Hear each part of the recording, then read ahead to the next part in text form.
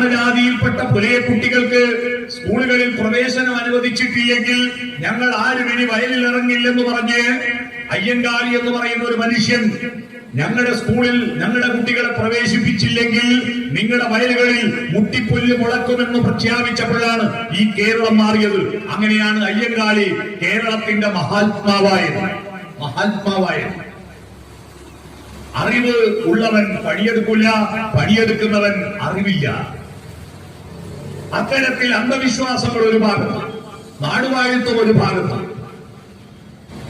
ദൈവത്തിൽ മാത്രം പ്രതീക്ഷയർപ്പിക്കുക.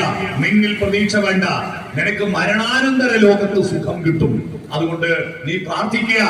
ഹര ഹര ശിവ ശിവ എന്ന് ഒരു നാമം ചൊല്ലേടാ, പാമരനെ ഉനക്കതിൽ പാരമെന്നേടാ, യമൻ വന്നാൽ കൊല്ലാത്തവൻ വിടമാട്ട, സാംബശിവദാസൻ എന്നാൽ തൊടമാട്ട. പ്രാർത്ഥിക്കാൻ പറഞ്ഞു. മരിച്ചു കഴിഞ്ഞാൽ നിനക്ക് സുഖം കിട്ടും. അതുകൊണ്ട് നീ പ്രാർത്ഥിച്ചാൽ മതി, നീ സമരം ചെയ്യണ്ട. അന്ന് ഈ രാജ്യത്തെ യുവാക്കളെ അകർമ്മണ്യതയിലേക്ക് നയിച്ചു. അവരടിമകളായിരുന്നു. ആ അടിമകളായിരിക്കുന്ന ഈ ഭാരതത്തിൽ നാടുവാഴികളുടെ സ്വാർത്ഥമോഹത്തിന്റെ ഫലമായി എങ്ങനെയാണ് ഭരണകൂടം ഉണ്ടാകുന്നത്?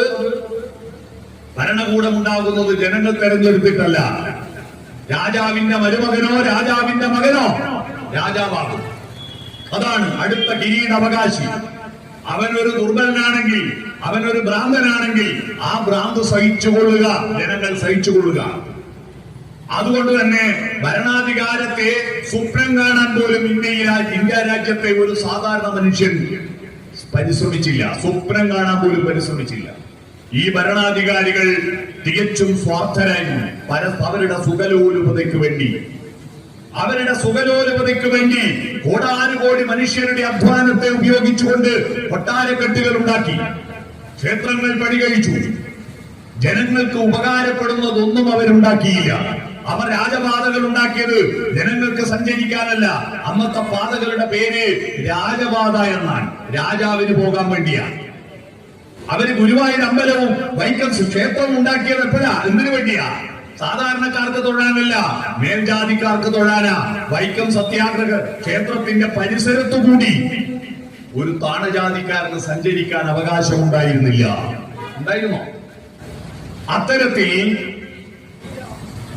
എല്ലാ മനുഷ്യരെയും ദൂരെയാക്കിക്കൊണ്ട് നാടുവാഴികളുടെ ആർത്തികളുടെ പരസ്പര പോരാട്ടത്തിന്റെ ഇടയിലൂടെയാണ് ബ്രിട്ടീഷുകാരും പോർച്ചുഗീസുകാരും കയറി വന്നത്.